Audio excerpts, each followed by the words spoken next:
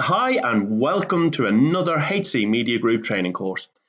Today I'm going to be talking to you and teaching you about management and how to do this efficiently and successfully. But before I do, I just want to tell you a little bit about myself. So, my name is Joe Hamilton. I am an award winning author in business. Yes, I have a book out there on the wonderful Amazon, and the book is about digital marketing, as I'm sure you've probably gathered. And the book is called Cake. Called Cake, I hear you say. Yeah, I call the book Cake purely because I just wanted to have a bit of fun with the name. And cake for me just conjures up that this book has got all the ingredients rolled into one that you need to be a successful digital marketer. So again, a fun title, but it really is a good little book. If you're interested in finding out a little bit more about digital marketing and want to improve your knowledge, then it's certainly well worth a read. It's on Amazon, as I say, and it's called Cake. I'm the managing director of our business HC Media Group.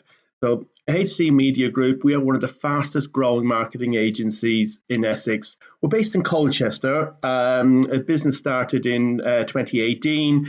We moved into our offices in Colchester, not far from the castle, in April 19. And since then, our business has just gone from strength to strength.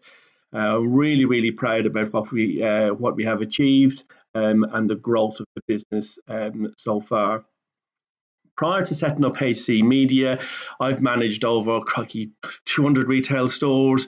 Looking after business management, so everything from improving the culture within a business, developing teams to be the best they can, motivating teams, ensuring that we put in place reward and recognition, to HR, recruitment and retention, and even the finances. So effective and efficient practices to drive P&L figures, and overall to improve bottom line profitability of each particular store. So that's my specialism. So my specialism is in growing businesses through finance and business management. And I've worked with some household names up and down the country.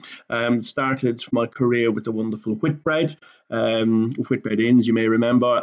Moved into to work with Thresher. So Thresher were an off-license, one of the biggest off-license chains in the UK back in the 80s. I started off in a wonderful store in Romford, 10 staff.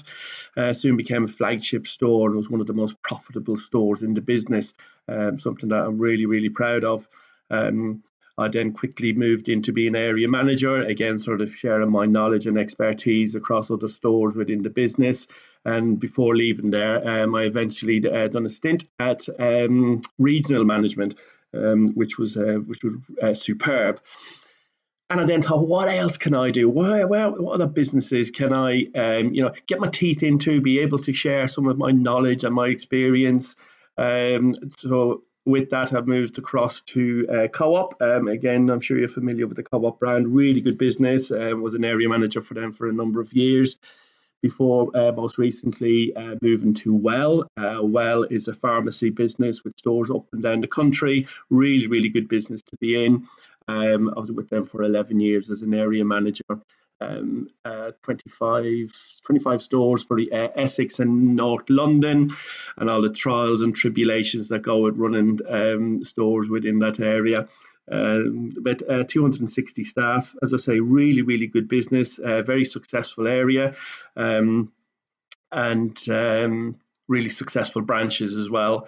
And then I had the brainwave to think, well, hang on a minute, if I can do this for other people, perhaps I can do it for myself, which is why I developed and started HC Media Group.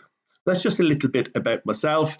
I have worked on a consultancy basis for several smaller businesses, some only five and six members of staff. And again, they've asked me in to take a look at the profit and loss, take a look at the culture within their business. How can they be more effective? How can they be more efficient? And overall, making sure that they drive the bottom line of their profitability. So again, I've done that for several businesses around the country. So something that I'm really proud of. If you would like to get in touch with me directly on a one-to-one basis, then please do so. Please email me at team@hcmediagroup.co.uk. That's team@hcmediagroup.co.uk. I'd be delighted to talk to you. So on with the training. So today we're going to be looking at effective management, and what is effective management and how do I become effective? So as we say, what is effective management? And I think before we really understand the concept of effective management, it's important to know what makes an effective manager or business owner. And effective managers or business owners are those who achieve set targets before a deadline, and they make use of the resources in the best possible manner. So the resources being obviously the staff within your organization. And effective management refers to the extent to which managers achieve their targets with the assistance of staff. And effective managers are responsible for performing certain key functions, like, for instance, setting targets and goals with timelines for their employees. It is so important to make sure that you have a very clearly communicated target or a goal for each employee, or indeed for a team, but making sure that you have timelines built in there so as you can hold people to account. Organising work in an efficient manner, with effective delegation. Yes, it's all very well organising work for every member of the team, but you need to have effective delegation. And by effective delegation, I mean you need to delegate or delegate to an individual that has the tools or the ability to be able to do that job. There's a fine line between effective delegation and abdication. So just make sure that if you are delegating, that that individual has the tools and the knowledge and the know-how to be able to achieve that task. Of course, you need to be able to make financial forecasts. Without being able to forecast where your business is going to end up the following month or in the following 6 months, then it's very, very difficult to be able to budget. So again, you need to have the skill and the ability to be able to make financial forecasts. And of course, you need to coordinate and make use of your organizational resources, i.e. your staff, and do that sensibly, and controlling organizational activities, and help improving the efficiency of employees. And again, you'll only do that by talking to the employees and making sure that you've got development plans and training in place for each and every employee. But that's just a little bit about what an effective business owner should be. But here are some of the skills, perhaps, that may be able to help your managerial ability. And the first one for me is around define your vision and share it with your employees. In order for your employees to perform with the best productivity, it's important that you share your business's vision with them. And the vision should be very concise, very vivid, but stretching, but achievable. But everybody needs to know what the business and what your vision is, so they're all pulling in the same direction. Secondly, is being able to recognize the area of weakness. And this is a strength. This is a key strength of a management skill or business owner skill. In order to be successful, you must recognize the area of weakness within the business, and this can be done easily, through various, professional assessments. Focusing and improving these areas will help the organization achieve its goals. And again, have that one-to-one with your employees to ask how perhaps we could do things differently. What is the weakness at this moment? And don't be afraid to ask those questions of your employees. They are your number one resource. And that's why talking to your employees. So as a business owner, you've got a team of employees under your control, command, and it's important to talk to them. if you wish to improve your managerial skills, it is vital that you communicate to each employee. And you can do this in several ways. And again, nothing wrong with informing them that you're focusing on improving your own management skills. And tell your team to take a survey, if you wish, or ask them for various questions about your managerial style. It may be that you do what's called a 360 appraisal. So you're appraising the individual on how they are performing at work, but also invite them to be able to appraise you. It's a powerful tool to be able to ask an individual or an employee as to how you can manage them and manage the business maybe more effectively. It also empowers them. They understand that they contribute to the success of the business. So really, really powerful. Don't underestimate the power of just holding your hand up and saying, guys, how can we do this differently? Communication with your team, and communication is it's often considered to be, I guess, one of the most important skills that we possess. But if you're unable to communicate properly with your team, it might be difficult for them to understand what the whole business's vision is and what's expected of them. So it's important that you communicate on a regular basis, and communicate with clarity. And if it means that you've got to take some leadership courses, then why not? Take leadership courses, because that can help you, improve your managerial skills. These courses can be done online, they can be done offline. Leadership training courses can really help with some critical thinking around where the business should be, some quick decision making, and learning how to bring around change effectively. And later in our training course, I do have a session on leadership. But for me, that's some of the things that you can do to start improving your managerial skills. And types of management techniques. So there are various types of management techniques, but such as honesty. So according to Entrepreneur Magazine, honest communication is a key managerial technique. Maintaining an honest and professional relationship with your team leads to an increase in their confidence. More importantly, it increases the respect that they have for you. Motivation. So again, business owners should employ this technique honestly on a regular basis and strive to understand what motivates your employees. So, paid holidays, increased salary, recognition, some of the most, they're some of the most common motivational factors. But believe you me, 70% of employees are motivated by praise. Something as simple as praise, and praise within a group. So openly praising somebody on a job well done rather than monetary rewards. Inform your team about your organizational goals. So again, this is sharing the goals of the business will help people understand the value of the work that they do. So this is around why are they doing something, and being able to communicate the goals successfully to your team will enable them to take on more responsibility to get a job well done.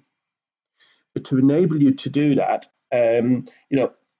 weekly communication on how the business is performing, again, reassures the employee that their contribution is respected and they're contributing to the success of your business.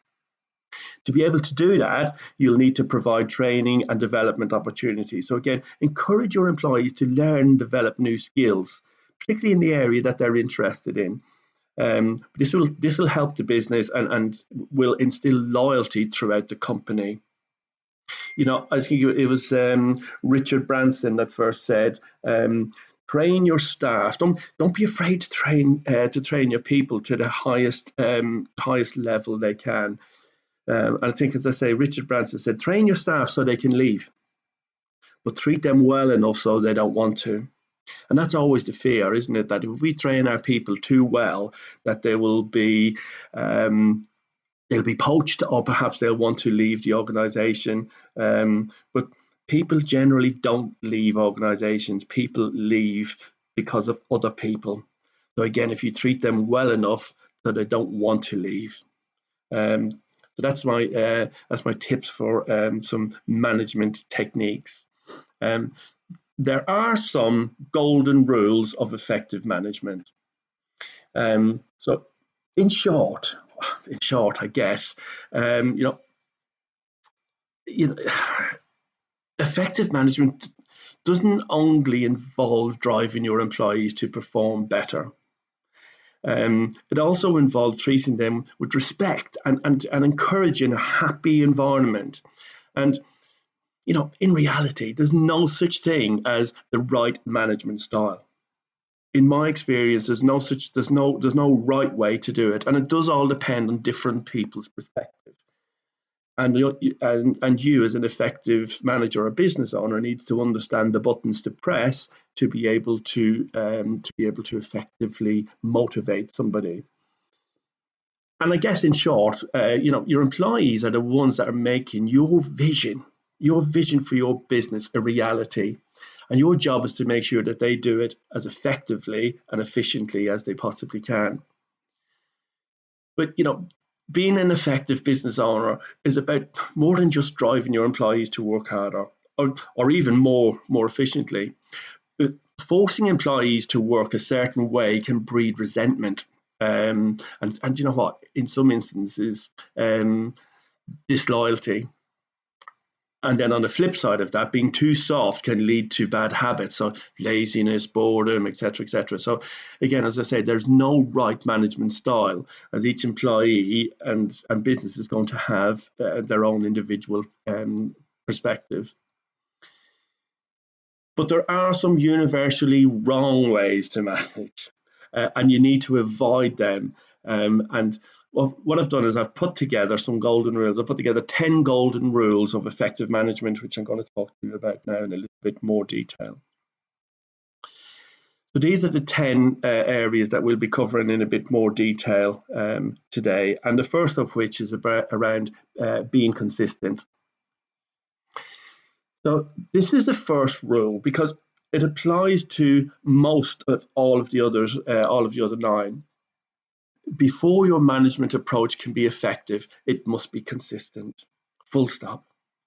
You must reward the same behaviors every time they appear and discourage the same behaviors when they appear, and they sort of treat every member of your team equally. So, there's an old saying, you can't make fish of one and flesh of another, and that is so true.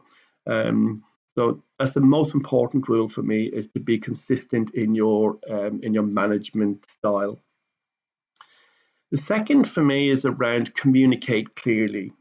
So how you communicate to your team can dictate your eventual success and your overall success. And when relaying instructions to a member of staff, recapping meetings, or just doing out company updates, strive for the clarity. The accuracy and thoroughness of your communication is vital, and this goes for any other medium, whether that means in person, whether it's email, or whether it's a phone call. Clarity and accuracy and thoroughness are the best way to avoid miscommunication, and to keep your team on the same page. Therefore, it's important that we communicate clearly without any misunderstanding. And if need be, you ask that individual, or you ask the team, what did they understand, or what did they understand of the communication that they have just received? And then that way you get an understanding and a consistency across all of the team. The third one for me is around setting the goal of working as a team. So recognizing the goal, have I lost number 3? Set the goal of working as a team. So if you want your team members to work together, have them work on something together. just setting goals just for a department or one individual breeds kind of a limited mentality and forces team members to remain almost isolated, which you don't really want. Instead, if you give sort of a unified focus and a purpose, it inspires them all together. So for me, set a goal of working as a team, because, as I say, it will encourage a lot more creativity. So page down now.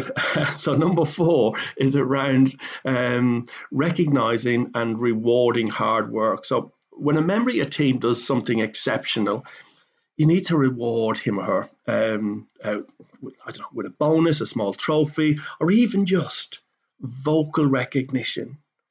Because vocal recognition is so powerful, particularly if you do this in front of a group. And it will make the recipient, the member staff, feel really good and show the rest of the team that hard work is rewarded, and hard work is rewarded by the boss. The only caveat on this, of course, is again going back to rule 1, is to be consistent in your rewards. So you're not seen as being playing favourites, and that's really important. Following on to that, be the example. So again, as a business owner, as a manager, or a leader, you should set an example in terms of your behaviour. Because guess what? If you show up late to work, your team will be less punctual. That's a fact.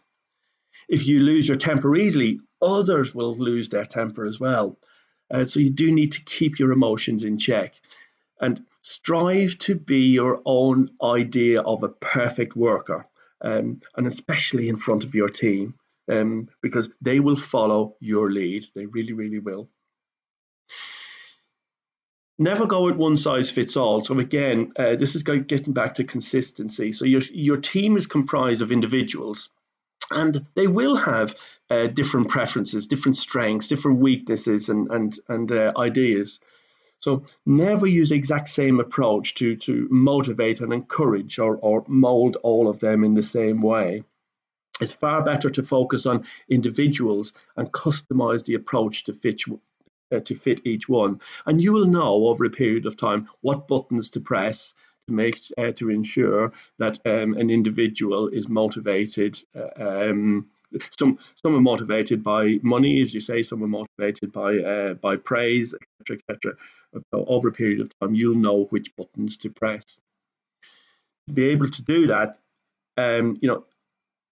you need to be transparent. So transparency shows your integrity as a leader, and it builds trust within the members of your team. If you lie about something or withhold information, you could jeopardize your relationship and the respect that you currently have as a leader. Therefore, it's really important to make sure that we're transparent all of the time, and as I say, to be open and honest. Encourage all opinions and ideas. So the more people you have actively participating in a discussion or in a meeting and attempting to make improvements to the business, the better. And never criticize or chastise a team member for voicing an opinion respectfully, because that's what you're encouraging them to do, is to come up with new ideas, new opinions, and even if it goes against your original vision or it isn't well thought out, so be it. Because, as I say, what you're trying to do is encourage every single member of staff wants their contribution to be respected. And cutting someone down for voicing an opinion builds resentment. Not only resentment with the individual, but with other people around that table or in that meeting.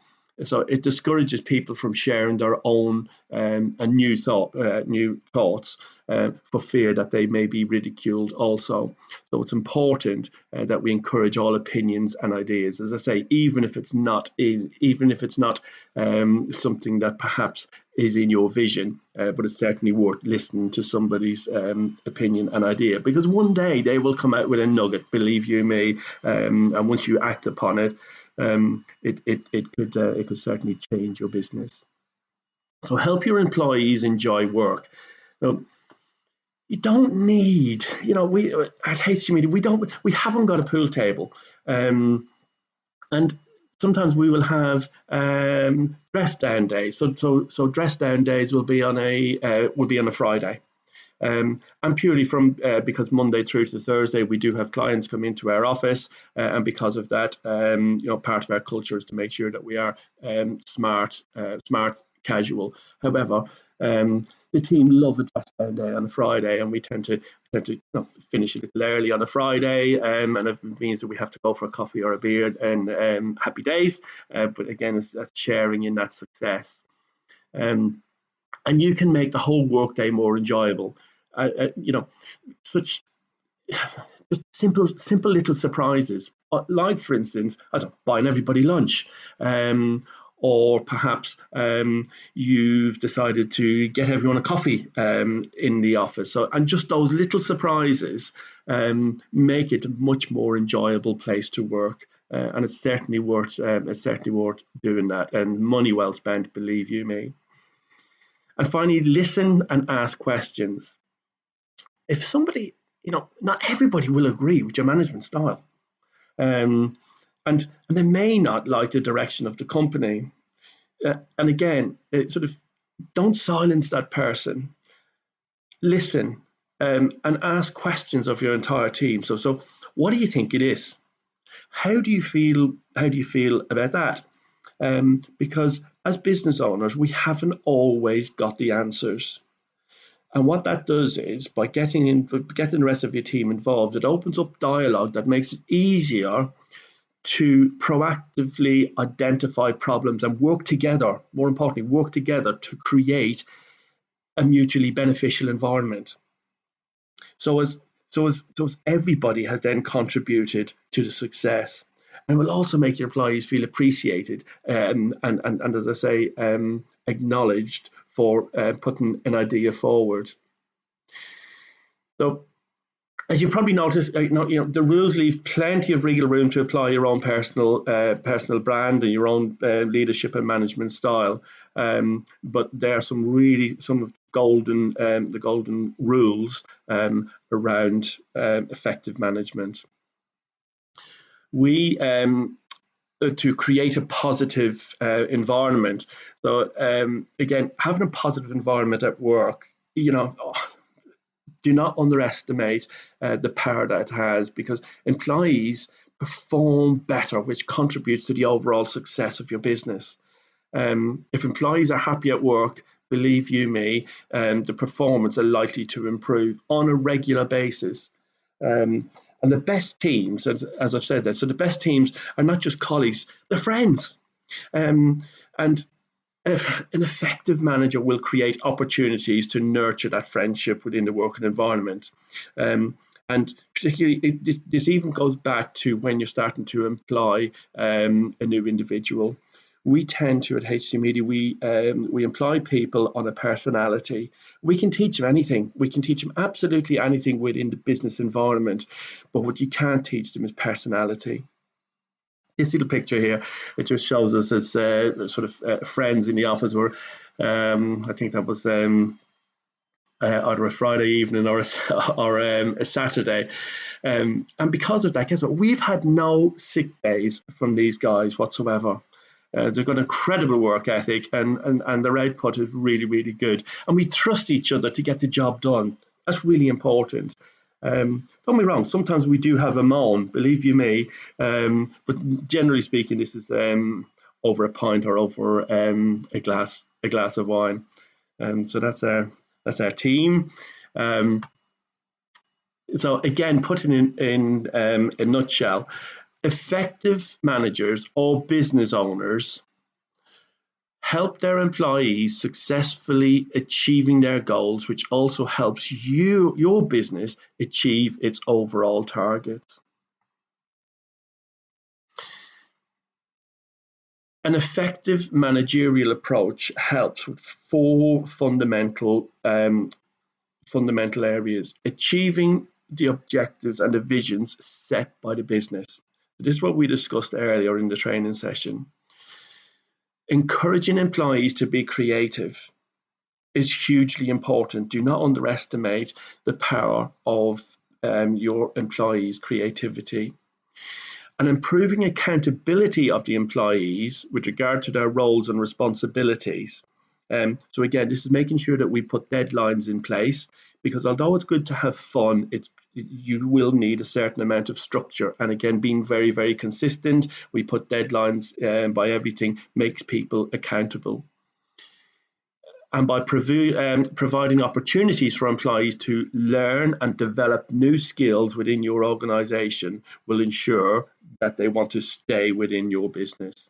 So I just want to look at each of those in a little bit more detail. And the first one is around achieving the objectives and visions set out by your business.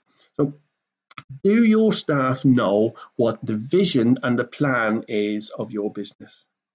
Because if they don't, then you're going to struggle.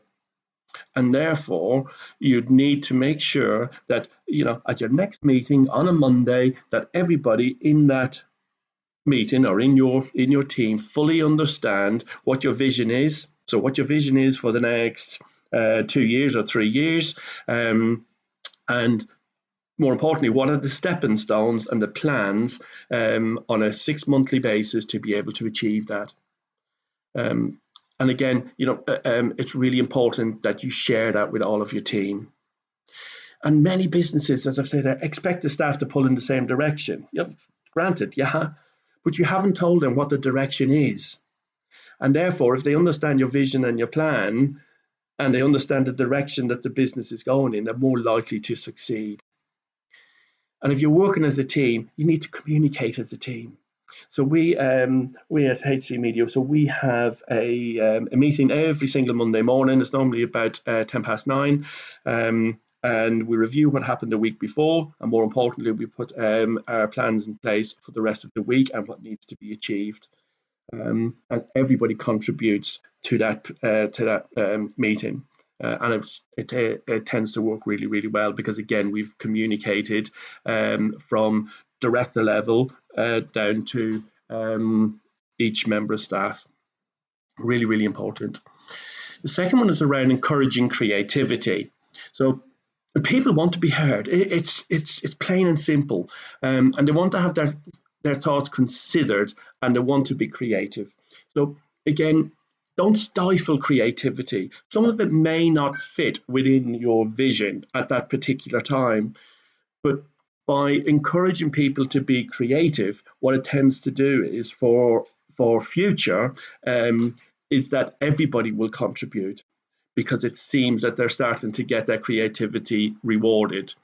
And as I say, as an effective business owner, you certainly need to encourage that. And have your meeting and ask their thoughts, ask their opinions. So guys, we have this huge task that we need to complete before the end of the month. How do you believe, or what do you think is going to be the best way for us to achieve that in the most efficient manner and the most successful idea? Because as I said earlier, you haven't got all the ideas, you haven't got all the answers, but a member of staff just may do. So it's certainly worth asking the question. Don't ignore the ideas. If you ignore an idea or you criticize an idea, you can flatten the spirit. And not only flatten the spirit of that individual, you also flatten the spirit within the organization or within the team. And the third is around improving accountability. So if you listen to people's ideas and let some of these get actioned, your staff feel that they're contributing to the success of your business. And more importantly, it encourages others to do the same. So someone that holds their hands up and says, yes, Mr. Business Owner, I will do this for you, is one of the greatest things a team member can do, because they're not afraid. And they're not, you have devised that culture within your business that, it is a safe environment, and you encourage people to come up with different ideas. And it also improves trust in the business. It also aids retention of your staff, because what they understand is that this is a business owner who respects my contribution and also lets me be creative and puts in place some of my ideas. And sometimes to get some of that, it's as easy as asking someone to do a task rather than telling them. To ask someone to do something for you has a much, much better result than telling them to do it. Yes, you will get the end result will be completed. However, if you tell someone to do it, it will be done with perhaps a bit of resentment. And finally, providing opportunity for employees. Everyone wants to do a good job. No one comes to work to do a crap job, and that is a fact. And everybody wants to grow as an individual and grow as a person. And the biggest reason employees leave positions, and we've said this before, is that they believe, or the perception is that they've hit a glass ceiling. And the perception is there's no more opportunities within that business. Crikey, don't let this happen. There is ample opportunity for everybody out there. There's no such thing as a glass ceiling. And again, you need to encourage that, and you need to make sure that everybody fully understands that. By offering opportunities to your team, you're getting them to go the extra mile to achieve, and you'll have a much happier and healthier workforce. Believe me, you really, really will. So again, just to summarize, an effective manager or an effective business owner is simply someone that coaches their staff to hit their personal and company goals. So I've got a little task for you before we move on. I'd like you to sit down with each member of staff and ask them what they want to achieve. What they want to achieve by working with you. And ask, on the flip side of that, ask, how can I improve my management skills? So how do you want to be managed? And you will be surprised at the answers you get back from that. You think you may be doing it correctly, but in real terms, the opposite might be true. And it's certainly a good question to ask employees. To talk to me about helping you with this subject, or indeed if you just want to talk to me on a one-to-one, then please email me at team@hcmediagroup.co.uk. That's team@hcmediagroup.co.uk. I hope you've enjoyed today's training course. I've been Joe Hamilton. Thank you for listening.